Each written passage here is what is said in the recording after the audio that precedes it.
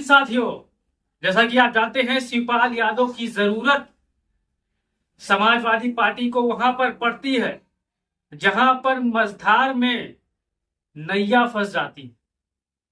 आपने देखा होगा, शिवपाल यादव की रैली जैसे ही मैनपुरी संभल का चुनाव खत्म हुआ, तैसे ही शिवपाल यादव की ड्यूटी लगाई गई है इटावा, कन्नौज, कानपुर, अकबरपुर, मिश्रिक, उन्नाव, इन ऐसे क्षेत्रों में जहां पर भारतीय जनता पार्टी जहां जहां चुनाव हार रही है वहां वहां बेईमानी भी कर सकती है।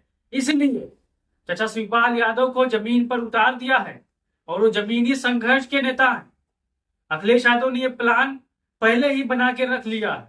आपने देखा होगा, संभल में, आंवला में, मैनपुरी ने भारतीय जनता पार्टी ने कोशिश तो बहुत की थी चुनाव की को प्रभावित करने के लिए शासन प्रशासन द्वारा, लेकिन चाचा शिवपाल यादव की जो फीडबैक थी, चाचा शिवपाल यादव की जो फील्डिंग थी, वो उनकी फील्डिंग काम करती आ रही है साथियों।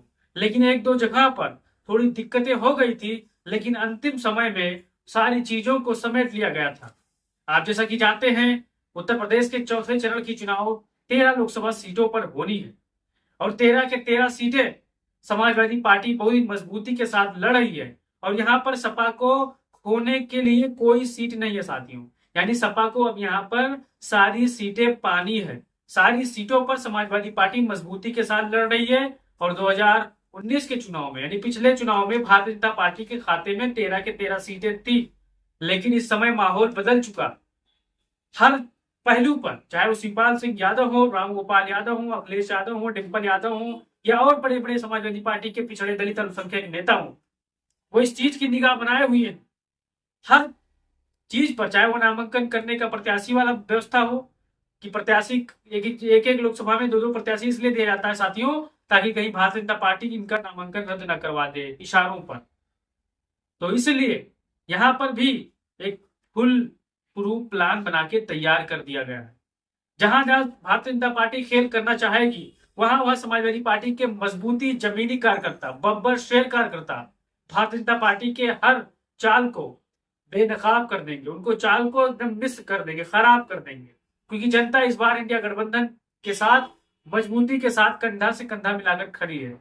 शिवपाल सिंह यादव ने पिछले 24 घंटा में लगभग, मान के चलिए, चाहे वो इटावा हो, दिव्यापुर हो, औरैया हो, भरथना हो या इटावा का चारों पांचों विधानसभा हो, लगभग सारे आकलन हम करें तो यहाँ पर 10 से अधिक जनसभाएं कर चुके हैं साथी। अखिलेश यादव की जनसभा करने के बाद डिम्पल यादव ने भी इटावा, भरथना के आसपास, कन्नौज के आसपास बड़ी बड़ी रैलियां की। अखिलेश यादव ने बड़ी बड़ी रैलियां की। समाजवादी पार्टी के बड़े बड़े नेता छोटी छोटी सभाएं कर रहे हैं, नुक्कड़ सभाएं कर रहे हैं। यानी सभी के सभी 13 लोकसभा सीटों में इस कदर लगे हुए हैं कि मीडिया आपको नहीं दिखाएगी। क्यों नहीं दिखाएगी?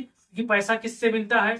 अखिलेश यादव पैसा नहीं देते हैं, पैसा भारतीय जनता पार्टी के लोग देते हैं। भारतीय जनता पार्टी के पास बड़ी बड़ी हेलीकॉप्टर है, एक एक नेता के पास एक एक हेलीकॉप्टर है और समाजवादी पार्टी इंडिया गठबंधन के पास बस सीमित संसाधन है क्योंकि इनके पास पैसे उतना नहीं है साथियों। लेकिन फिर भी इनका चुनाव जनता लड़ रही है और शिवपाल सिंह यादव को फिर से एक बड़ी जिम्मेदारी सौंपी गई है कि इन 13 लोकसभा क्षेत्रों में से आप जाइए जहां पर भारतीय जनता पार्टी बदमाशी करे, बूथों पे या जनता को न निकलने दे वोट देने के लिए, उन पर आप कड़ी कार्रवाई करिए, चाहे जिस तरह का, लेकिन जनता को निकालिए वोट देने के लिए। शिवपाल सिंह यादव का भी प्लान तैयार है।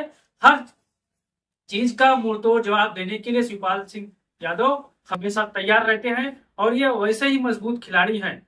इन पर अखिलेश यादव भरोसा करते हैं। आपने देखा होगा क्रिकेट के मैच में, जब आपका मजबूत बॉलर शुरुआत में 2 से 3 ओवर करवा के जब उसको अंतिम में लाया जाता है तो मैच जिता देता है। वही हाल शिवपाल सिंह यादव का है।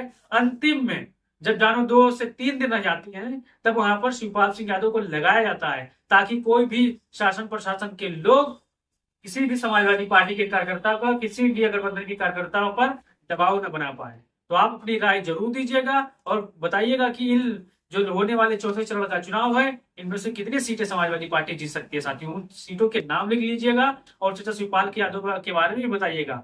जय हिंद, जय भारत, जय समाजवाद।